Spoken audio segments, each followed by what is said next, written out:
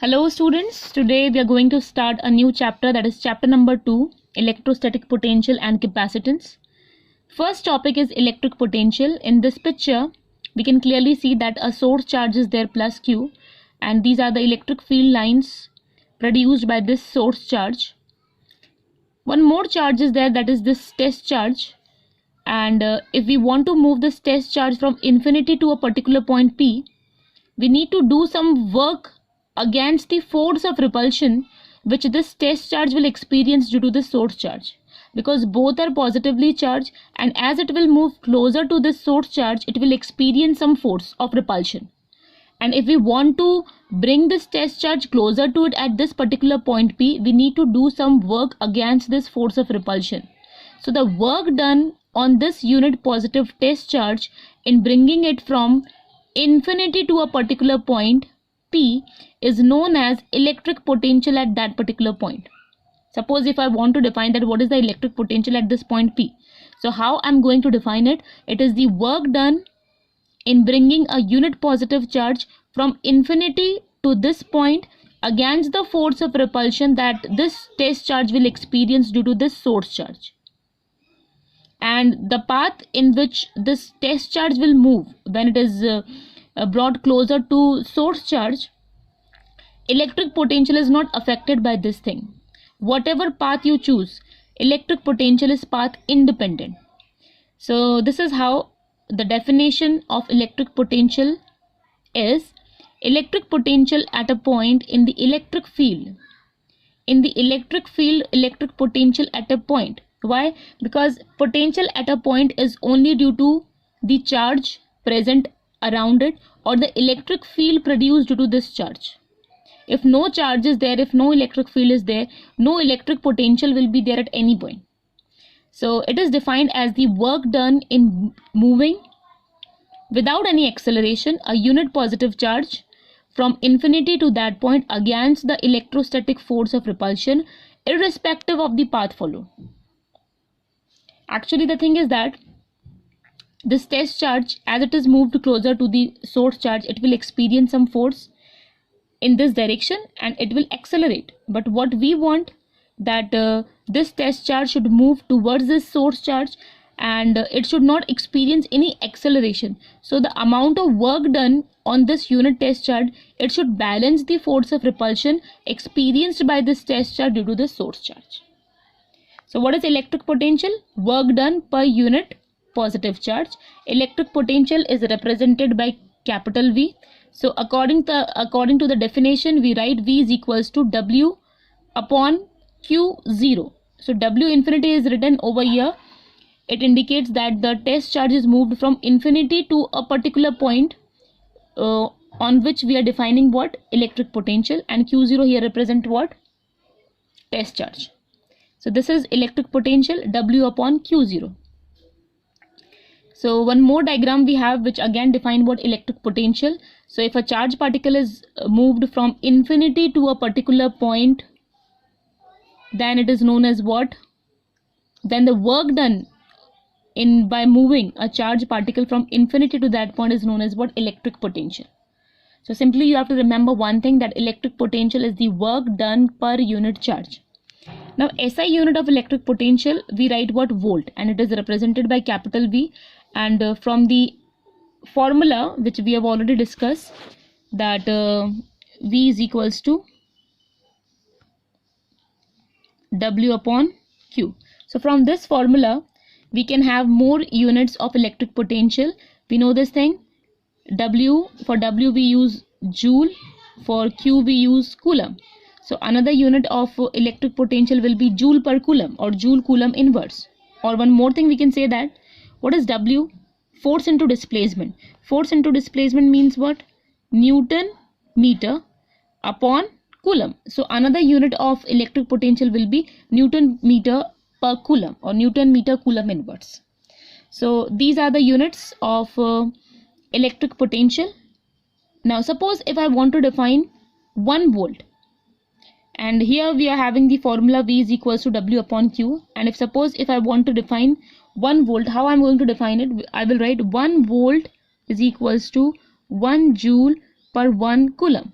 So that's what is written over here, that electric potential at a point is said to be 1 volt if 1 joule of work is done in moving 1 coulomb of charge from infinity to that particular point. So in this way we can define what? 1 volt. I hope this is clear. Next topic is electric potential difference. In this diagram, let me draw something. First of all, suppose here is your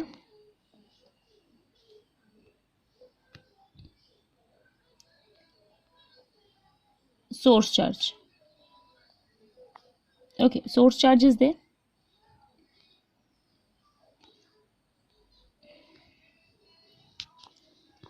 Let us suppose that this point is point A and this point is point B.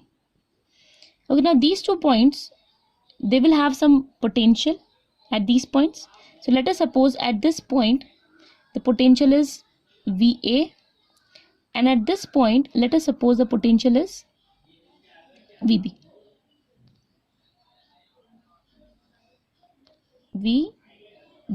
Okay. Now our next topic is electric potential difference. In electric potential, we talk about infinity and a particular point. We say that when a charged particle is moved from infinity to that particular point, it is known as what? The work done in bringing that charged particle from infinity to that particular point is known as what? Electric potential at that particular point. But in electric potential difference, we don't talk about infinity and a particular point. We talk about 2 points. Suppose a source charge is there, and here are the points, point A and point B. And if a charged particle initially, if it is here, and if I want to move it from this point A to point B, again I have to do some work against the force of repulsion which this charged particle will experience due to this source charge. So this work done in moving a unit positive charge from one point to another point is known as what? Electric potential difference. Here we don't say that the work done in bringing a unit positive charge from infinity to a particular point. No. In electric potential difference, we always talk about 2 points. So the work done in bringing a unit positive charge from one point to another point against the force of repulsion which it will experience due to source charge in any of the path is known as what? Electric potential difference. And we say that electric potential difference is VB minus VA is equals to delta V. This is how we write. This is the potential difference. This is the potential difference between 2 points. I hope this is clear. Let's see what is the definition of this particular term. One second.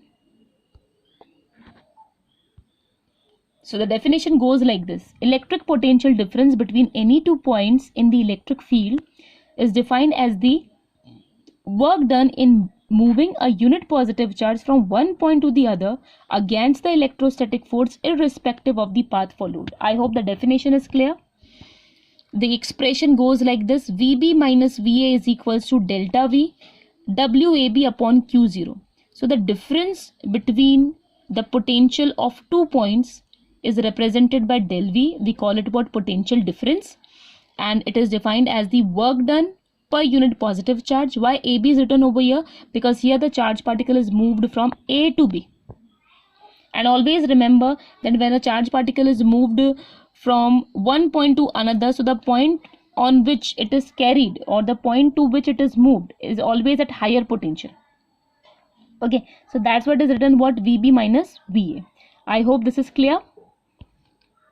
Okay, so again we have the 2 diagrams which clearly denotes electric potential and potential difference and what is the difference between them. So when we talk about work done in moving a charged particle from infinity to a particular point, we call it what? Electric potential.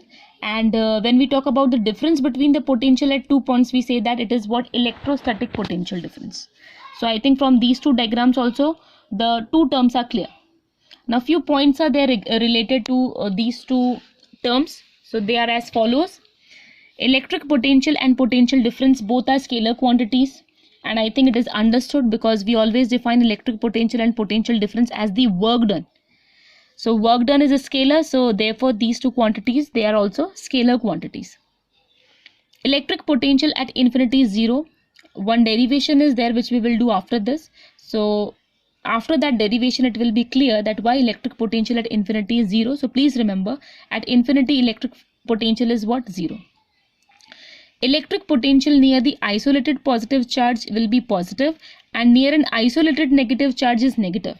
Actually, when we will derive electric potential, the formula will comes out like this: V is equals to Q upon 4 pi epsilon naught R.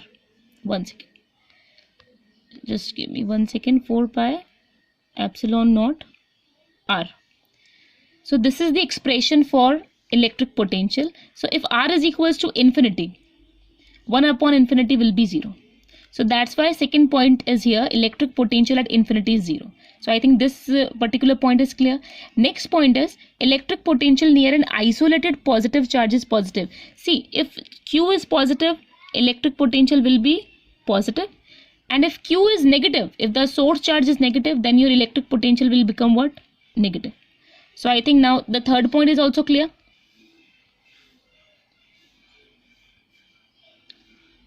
Next point is CGS unit of electric potential is stet volt. SI unit is what? Volt. And CGS unit is what? Stet volt.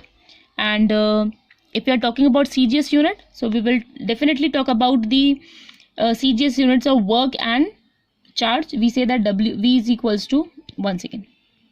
We always say that V is equals to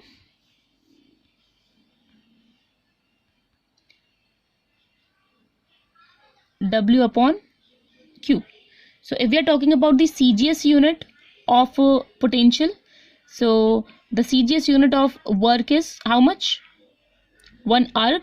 And CGS unit of charge is how much? Stet coulomb. So that's why 1 stet volt will be equals to 1 arc upon 1 stet coulomb. So I think this is clear. Okay. Now next is one derivation, that is potential due to a point charge. If a point charge is there, then what will be the potential at any point P due to this point charge? So it is a derivation that only we need to discuss. Okay, so first we will discuss about this picture, this diagram. So a source charge is there plus Q. Okay, and at any point B, suppose, which is at R distance from the source charge, we want to calculate electrostatic potential at this point P due to plus Q. Okay, now what we have considered,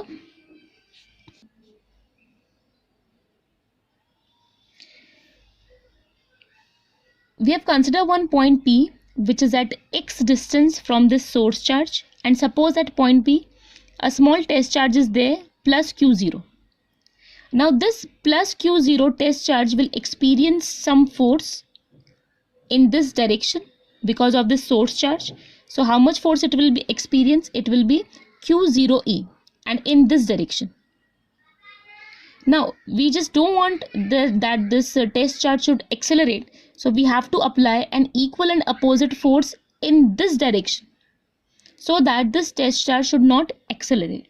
And against this force of repulsion, we need to do some work against this force of repulsion. And suppose now we are moving this charge particle from P to Q. And what is the distance between P to Q? It is dx. So now what we are going to do, we are going to derive that how much work is done in moving a unit positive charge from P to Q.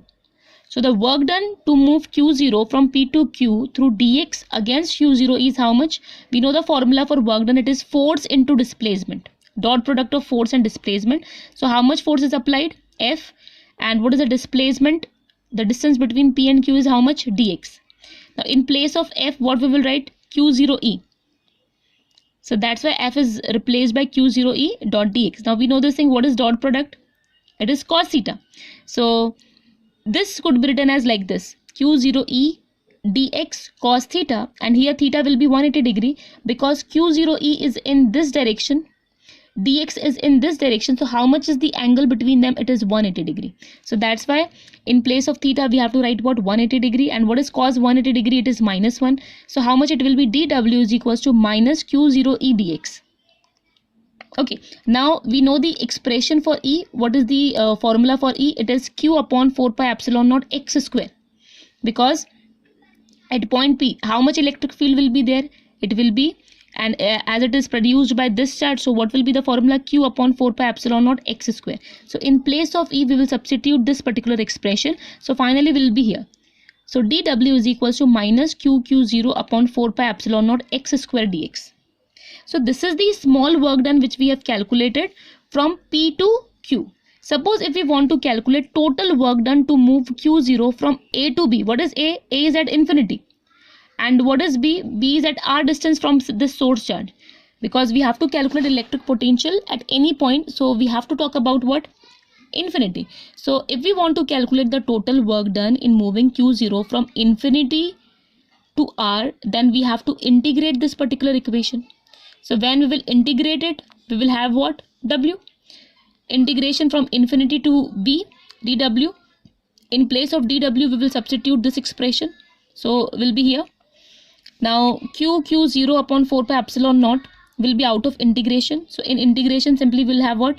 1 upon x square dx. So when we will solve it and when we will substitute its limits. So finally will be here. So it will be W infinity to B is equals to Q0 upon 4 pi epsilon naught R. And Q0 we can shift this side. And we know this thing, we have already discussed that what is work done per unit charge? It is potential. So that's why in place of W infinity upon Q0 we have written what? Potential. So finally we have one expression for potential which is equals to V is equals to Q upon 4 pi epsilon naught R. So this is the electric potential due to a single point charge at any point which is at R distance from this source charge Q. So I hope this is also clear. Next topic is electric potential due to a group of point charges. In this picture, a point P is there. It is surrounded by many charges Q1, Q2, Q3, Q4 till Qn. And now we need to calculate what electric potential at this particular point P. So the net electrostatic potential at a point in the electric field due to a group of charges is the algebraic sum of the other individual potentials at that point. So if suppose due to Q1 the potential is V1 at point P, due to Q2 potential is V2, due to Q3 potential is V3 and so on. So what will be the net electrostatic potential at point P? It will be V1 plus V2 plus V3 plus V4 plus till Vn. And then we know this thing that what is V1? It is 1 upon 4 pi epsilon naught Q1 upon R1. What is V2? 1 upon 4 pi epsilon naught Q2 upon R2. What is Q? What is V3? 1 upon 4 pi epsilon naught Q3 upon R3. Okay, so if we will substitute all these values in this particular equation, 1 upon 4 pi epsilon naught could be taken as common. So finally, what we can write, V is equals to 1 upon 4 pi epsilon naught summation Qi upon Ri, where I vary from 1 to n. Okay, in terms of position vector, if we want to write, suppose this point P is at R distance. The position vector for this point P is at R is R. So how we can write the same expression in this way? 1 upon 4 pi epsilon naught summation I is equals to 1 to n Qi upon R minus Ri. Okay, so this is the electric potential due to a group of point charges at a single point P. Okay, now few points are given below. Let's discuss them. Electric potential at a point due to a charge is not affected by the presence of other charges. I think this is clear. V1 will be V1 only. It's not like that it will decrease or it will increase due to V2. V2 will be V2 only. So the potential at any point P is not affected by the presence of other charges, which we have already seen in Coulomb's law also. We have discussed this thing. Second point is V is inversely proportional to R and Coulomb's law is inversely proportional to R square. Okay, so from the expression of V, we know this thing, V is equals to 1 upon 4 pi epsilon naught Q upon R. So we say that V is inversely proportional to R. But if we talk about Coulomb's law, so according to Coulomb's law, the Coulomb's force is inversely proportional to R square. So there is a difference. Potential is a scalar quantity, whereas force is what? A vector quantity. Okay. The last point is V is called potential at a point. We say that what is V? It is the electric potential at a point, but basically it is equal to the potential difference between the points R and infinity. Are you getting me or not? So actually we say that in this way we can understand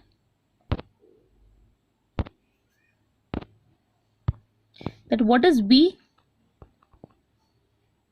It is VR minus V infinity.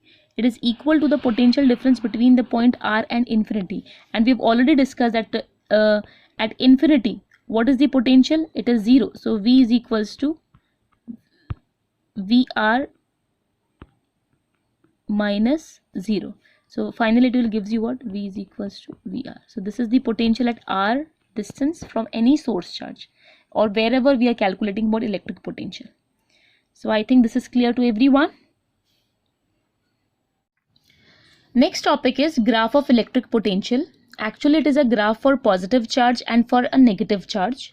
Along x-axis we have R and along y-axis we have what? Potential. So for positive charge, potential will be positive. For a negative charge, potential will be negative. We have already derived its expression, and its expression is, like if I just want to write the expression for positive charge, so it will be Q upon 4 pi epsilon naught R, and for a negative charge it will be V is equals to minus Q upon 4 pi epsilon naught R. From both the expressions, this thing is clear that V is inversely proportional to R. So if I talk about this positive charge, if R is increasing, this V will decrease. Okay, so that's what is written over here. An arrow is pointing in upward direction, that if R is increasing, V will decrease, and the graph will be like this. You will have this type of curve if the charge is what? Positive. But if suppose the charge is negative, so your expression will be like this. V is equals to minus Q upon 4 pi epsilon naught R. So if R is increasing, the negative value of V will decrease. And in that case, you will have this type of curve. So finally, what you can say that if R is increasing, V will also increase. So this you have to understand. This difference you should know, that if a charge is positive, you will have this type of curve. And if charge is negative, you will have this type of curve. If charge is positive, if R is increasing, V will decrease. If charge is negative, if R is increasing, V will also increase. Okay, so I think this is clear. Thank you so much.